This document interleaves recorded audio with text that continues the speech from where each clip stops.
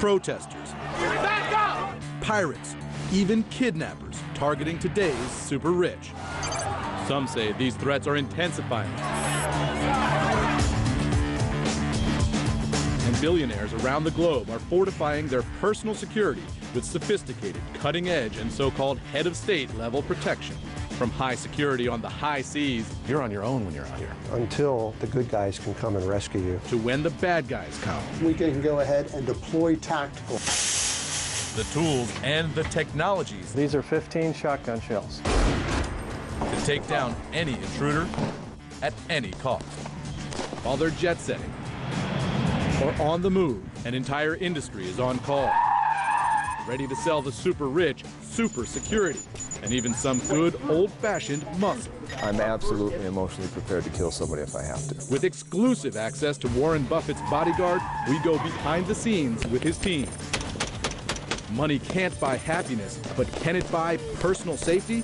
Inside the best protection money can buy. This is Dangerously Rich, Billionaire Super Security.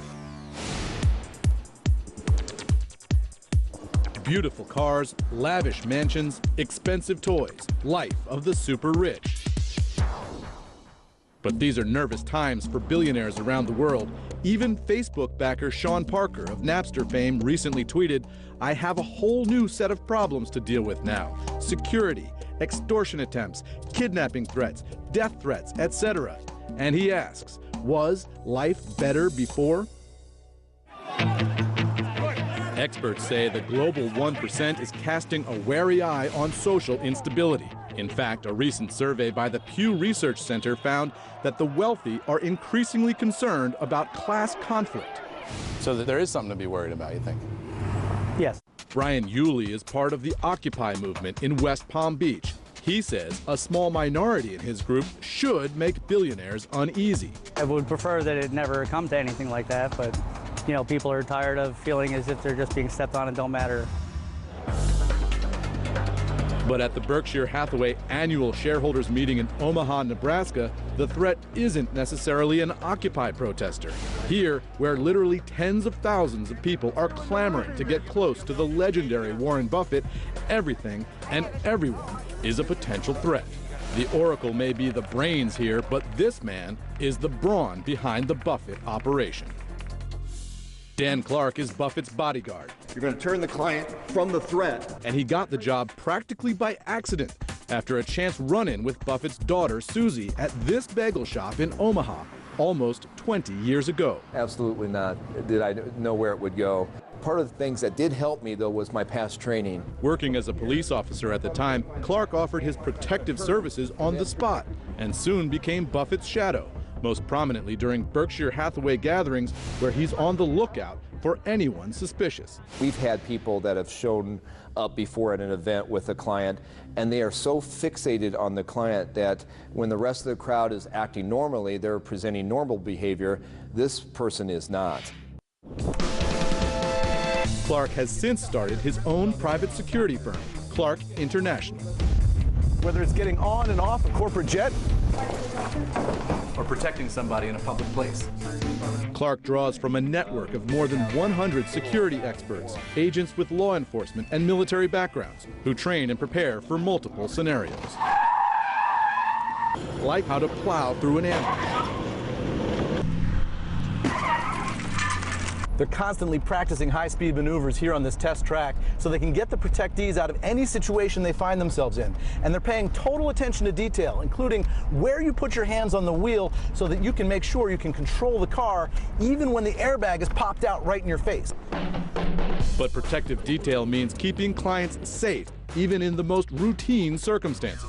Now, they rehearse arrivals and departures over and over again because one of the most vulnerable points for the super rich is when they arrive at a public event.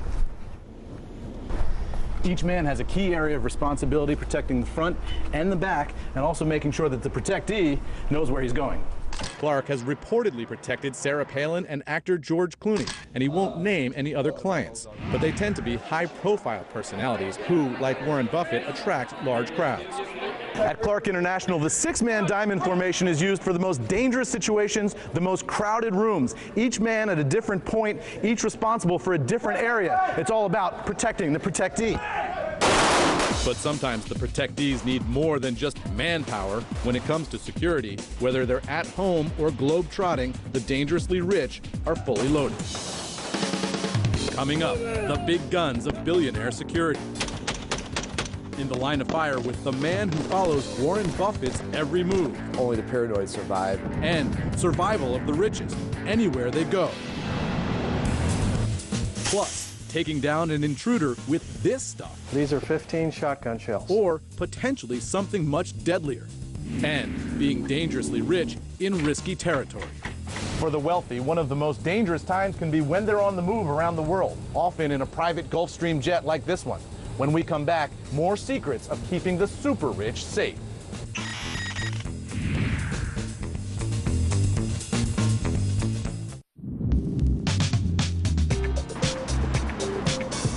For most Americans, home security means an alarm system or maybe a dog. But for this house in Hollywood, it's a totally different picture.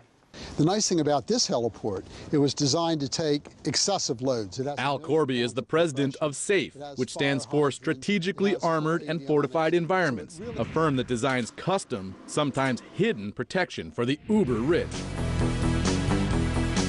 Corby uses this mansion in the Hollywood Hills as a show home for his security systems. We've gotten in, broken in the house. We're right here outside the safe core. What we want to do is stop them here. Let me show you how you do it. Now we come into the safe core. Okay. This door, ballistic, bomb-proof. You close the door, throw that one bolt. Now my wife and children are the safest people in LA. And this just doesn't feel like a panic room or a bomb shelter at all. This feels like a little girl's room. That's exactly the point. You have full ballistics, you have surveillance, the camera, you have full connectivity. The kids can actually be on their iPod looking at the whole house. All right, now we come into the master bedroom suite. You notice everything still seems open, the kids' rooms and all? Oh, this is gorgeous. And even though you don't see any signs of security, it's a fortress. You've got ballistic walls, ceilings, and floors. You even have a bed that's sitting on a ballistic frame. So if there's an explosion underneath here, what happens? The blast will go out in 3 directions. Not that anything could get up through this floor, but if it did, this is an added level of security. All right, within the safe core is a safe room, and it's the command center where everything happens. You have all of the control and conveniences you could hope for. So you can see the entire house, every camera in the house, and you can control all the doors in the house, is that right? Everything, and communications. So show me how that works. I said leave. Now let's say he doesn't. He wants to do something, then we can go ahead and deploy tactical right in that area. This is Todd Parrott. He handles tactical and hardening for SAFE. And Todd, you've got a device here. This is terrifying. Well, these are 15 shotgun shells. And you mount this into the wall or into the ceiling or where? Either. We put it behind walls, behind ceilings, so that it blends with the architecture. And when somebody comes into the house, you can remotely press a button, and what happens? Well, first of all, it's not something that we do in the U.S. It's something we do overseas. And it requires a series of 3 or 4 authentications before it can be deployed. And then, when you fire this off, could anybody survive underneath this? not a chance. While most devices aren't lethal, many of Corby's systems can be controlled remotely.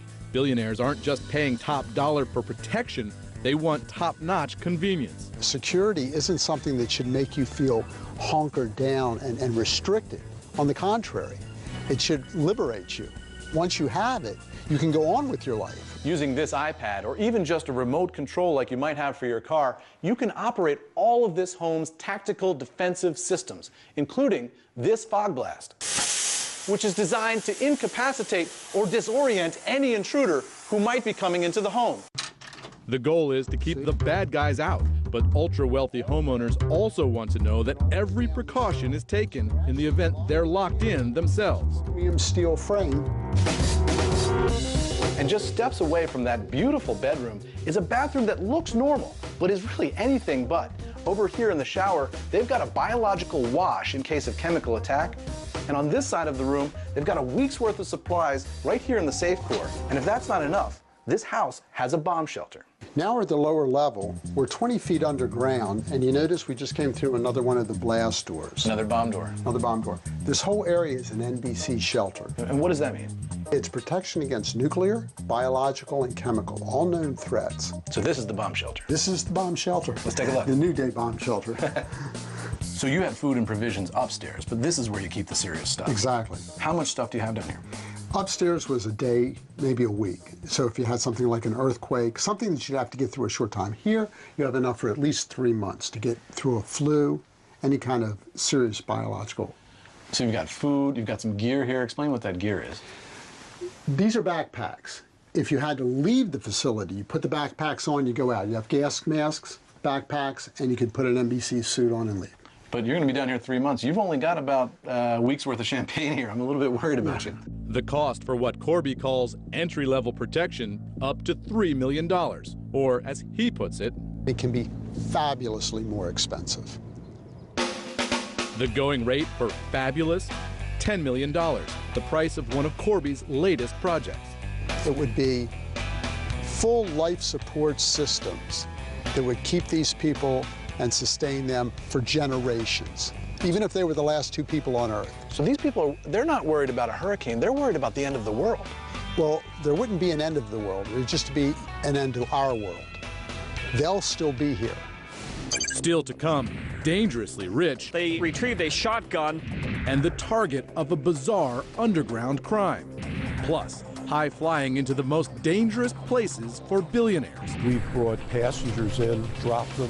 Why 30,000 feet designed to stave off any incoming missile attacks could be safer than being grounded. And securing this $50 million mega yacht far from home and far from any help. High security on the high seas. When we come back, more security secrets of the super rich. Contact front! Moving! Get up, and I'm coming. Bodyguards, panic rooms. We're going into the bomb shelter. The super rich can afford to manage every potential risk factor. One of the biggest vulnerabilities for the super rich is when they're on the move. And at the top end, that means traveling by private jet at airports like this one in Palm Beach, Florida, where they specialize in protecting the jets and the people on board. Florida-based John Cosenza is a security consultant for private aviation. He says the dangers aren't always a mile high. We've brought passengers in, dropped them, and then repositioned the aircraft. You fly the aircraft fly out the aircraft out to a safer location where it's safe for the aircraft and the crew, and then come back and pick up the passengers. So which airports do you not want to leave your airplane in? Well, there's some in sub-Saharan Africa that are a little dicey. Being on the plane and flying is probably the safest place that people can be. On the tarmac, the security threats can be countless, sometimes deadly. You can do things outside the aircraft to put it in jeopardy if it does get off the ground. What do you mean? Well, things to the engine, things that could be put into things like the wheel wells. And once airborne, the super wealthy leave nothing to chance. At the ultra high end, the security experts tell us there are a couple of dozen aircraft in the world, like this private Gulfstream G4, that have electronic countermeasures designed to stave off any incoming missile attacks. Those countermeasures can include things like jamming systems to block infrared tracking systems for missiles. But at sea, mega yachts and their wealthy owners are especially enticing to pirates and terrorists as high-yield and highly visible targets. In fact, experts say most yachts are much less secure and much more vulnerable than their owners' homes or private jets. For billionaires, sometimes the ultimate toy can become the ultimate danger zone. These super yachts cruise far away from civilization and far away from any police response. In terms of security, they've got to be totally self-sufficient. Land security, people have their homes with fences around them, and they have security people, law enforcement people, within minutes being able to respond to their homes. Retired Coast Guard Vice Admiral Brian Peterman specializes in what he says is head of state level protection for luxury super yachts. His goal, turning super yachts into floating fortresses, because when it comes to being out at sea, the response time may not be measured in minutes, it could be days. You have to be able to take measures on your boats to be able to maintain your safety and security. 'Cause you're on your own when you're out here. Exactly, until the good guys can come and rescue you. We're inside the master suite of the super yacht Harbor Island. And the security expert can take a space like this and make it into a giant panic room with ballistic glass to protect against bullets and 2 or 3 days worth of food so a family can live safely in here even if the pirates are out there. It protects you from gunfire from the outside. They also have communications on board where you can alert the law enforcement people to come and assist you. These provide the ability for the crew to maintain command and control of the vessel. One of the most important aspects of super yacht security is understanding exactly who's stepping on board your boat. This yacht actually has a security system embedded in the deck that can detect every footstep and immediately train cameras on anybody who's coming on board the yacht. 6 staterooms, a posh dining room, a sun deck. Annual maintenance alone on super yachts like this costs about 10% of the yacht's overall value. And then to keep everyone on board safe, Expect to pay somewhere about 7 to 8% of the entire value of the boat, adding really top-level security measures into it. This is a yacht we're standing on now that is going for $54 million. That's correct. Talking about a lot of money. It is a lot of money, but the stakes are high as well. according to U.S. Navy records, 4 yachts were hijacked by pirates just last year. There's been a tragic end to a very tense situation. In one of those attacks, which American officials called one of the most violent episodes since the modern-day piracy epidemic began, the owners and their guests were shot and killed. Up next, On Guard. Back leg up from here. Oh. Hand-to-hand combat with the man the Oracle of Omaha is investing in to protect him. I'm absolutely emotionally prepared to kill somebody if I have to. Fired up and downrange. This is firearms training. And inside Dan Clark's arsenal. When Dangerously Rich, Billionaire Super Security returns. Greenwich, Connecticut, 2003. A bizarre kidnapping over the weekend in Billionaire hedge fund manager Eddie Lampert, hailed by some as the next Warren Buffett, is kidnapped at gunpoint in this underground parking garage. They retrieved a shotgun. The abducted financier is released unharmed after being held for more than 30 hours. It was one of those seminal moments. Whether it's a serious crime or an embarrassing moment like media mogul Rupert Murdoch hit with a pie in the face, bodyguard Dan Clark's job Back leg up. is to thwart every type of attack, no matter how harmless or hostile.